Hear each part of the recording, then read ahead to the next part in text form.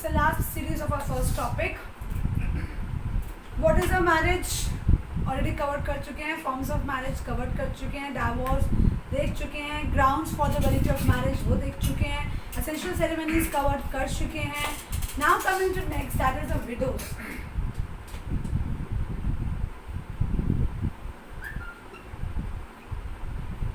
Widows की marriage. What about their marriage? Hindu widows remarriage act 1856 has legalized the marriage of widows. यानी इनके शादी को भी लीगल ठहराया गया है by passing of this legislation, Hindu Widows Remarriage Act of 1856. That means they can again remarry. Coming to next point, that is the conversion of religion.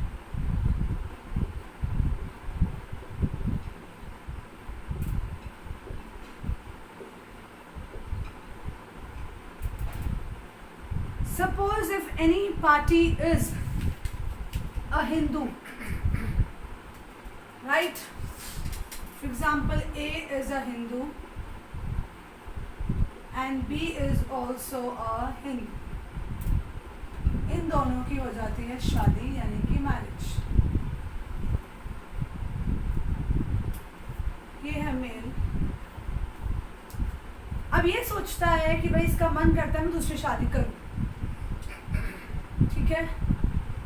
And जिससे वो शादी करता है वो लड़की होती है Christian. That means she is a Christian, right. So वैसे तो हम लोग देख रहे हैं पॉलीगैमी वाज अलाउड, पर जिस लड़की से वो प्यार करते उसको शादी कर, दैट इज अ क्रिश्चियन. वो लड़की है Christian, she is a Christian. अब उसे करनी है शादी, तो इसने सोचा चलो ठीक है मैं रिलीजन कन्वर्ट कर लेता हूँ. Now a has also converted to Christianity शादी करने के लिए. Now point is conversion of religion does not operate per se, does not operate per se as the dissolution of marriage. ऐसा एंशिएंट हिंदू लॉ में था कि अगर हम कन्वर्ट हो जाते हैं किसी दूसरे रिलीजन में, it does not mean that automatically our marriage is dissolved. ऐसा हम कहीं नहीं कह सकते हैं कि हमने अदर रिलीजन में कन्वर्ट कर लिया तो हमारी पहली शादी टूट गई है, now we can perform a second marriage. ऐसा कहीं भी नहीं. You have to file a suit in the court of law to get it annulled or to get it dissolved. But conversion itself does not amount to dissolution of marriage. So coming to the next point.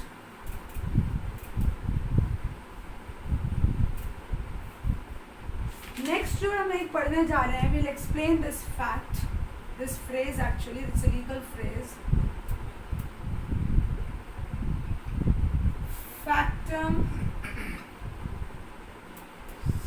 Factum valid cured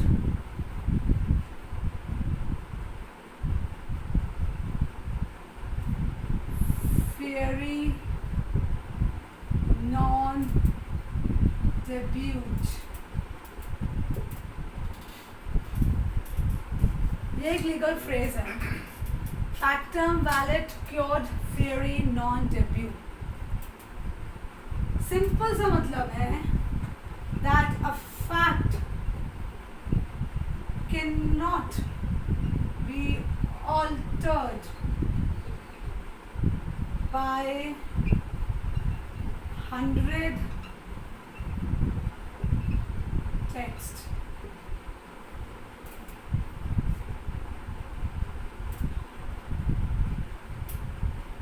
यानी कि कोई भी fact alter नहीं हो सकता सिर्फ इसी ground पे दैट इट कॉन्ट्रोवीन्स टेक्स्ट और 100 टेक्स्ट। इस लीगल फ्रेज का मतलब यही है that a fact can not be altered by 100 text. अब फॉर एग्जाम्पल लेते हैं, example is suppose A.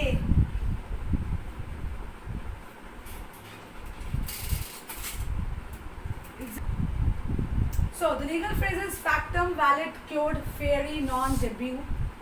A fact cannot be altered by 100 texts. For example, A Hindu, male, B a Hindu female, right?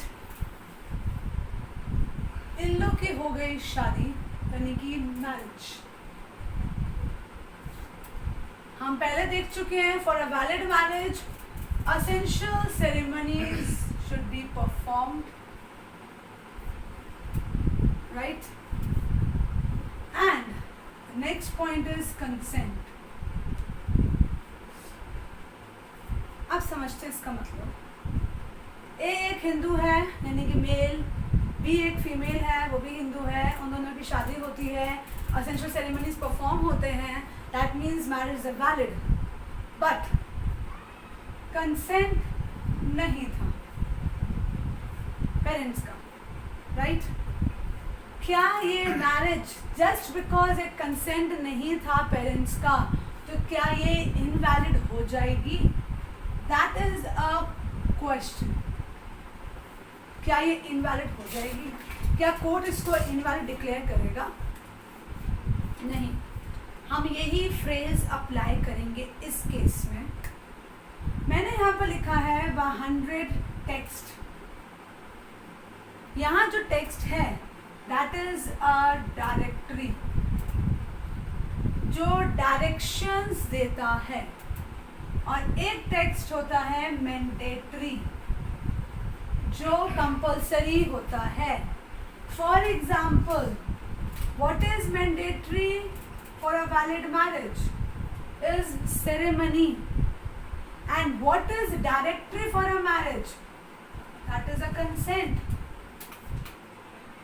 That is a consent. अब देखते हैं ध्यान से, इस शादी में सेरेमनीज परफॉर्म हुई यानी कि ये हुआ valid marriage. Mandatory part is performed, directory part is a consent, that means which is not essential, it is just as a guideline, right? The direction to follow, it's not essential, वो है consent. Consent इस marriage में नहीं था। हमारा क्या है? Fact can not be altered by 100 text.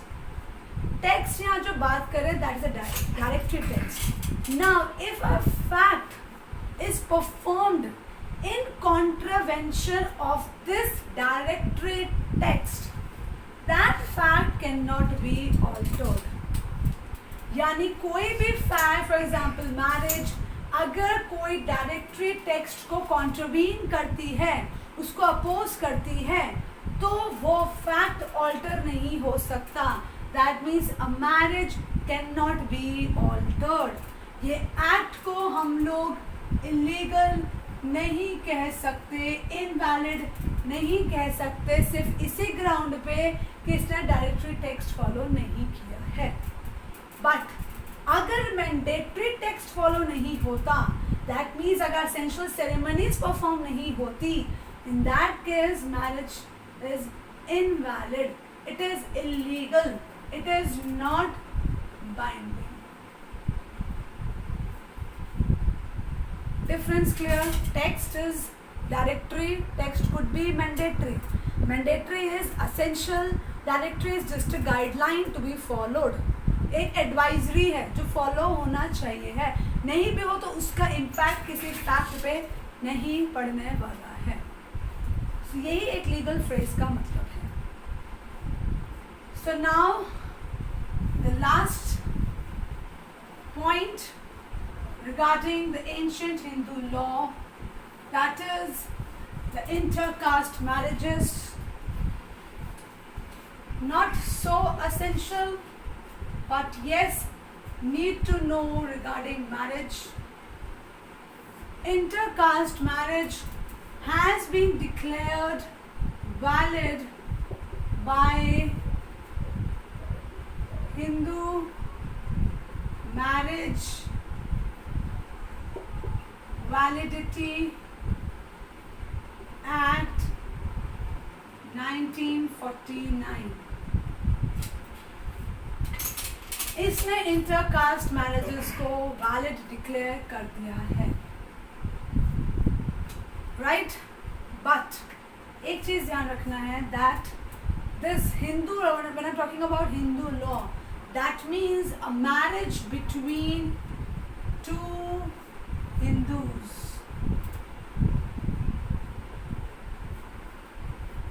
It could be among different castes, it could be among different religions like Buddhist, Jain, Sikh. That has been declared valid by Hindu Marriage Validity Act. But suppose कोई भी हिंदू अगर Christian से शादी करता है, in that case Special Marriage Act will apply in the case of Hindu getting married to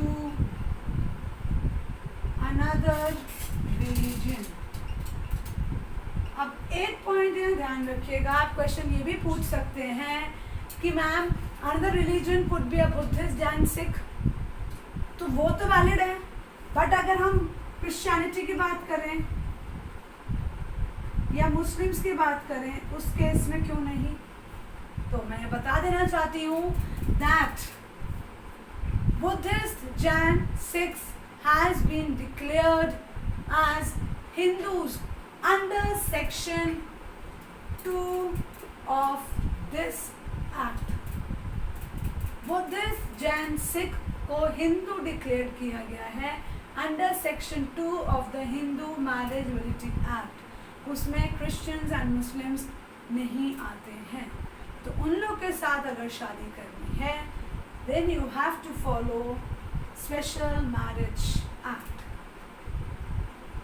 और कभी भी शादी अगर स्पेशल मैरिज एक्ट के अंडर होती है तो सक्सेशन अप्लाई होगा, that is Indian succession act. पर कोई भी अगर हिंदूज की शादी होती है उस केस में अप्लाई होगा Hindu succession act. So now that's all for this topic. Thank you so much. अच्छा लगा सब्सक्राइब कीजिए, लाइक कीजिए, शेयर कीजिए. So thank you and bye bye.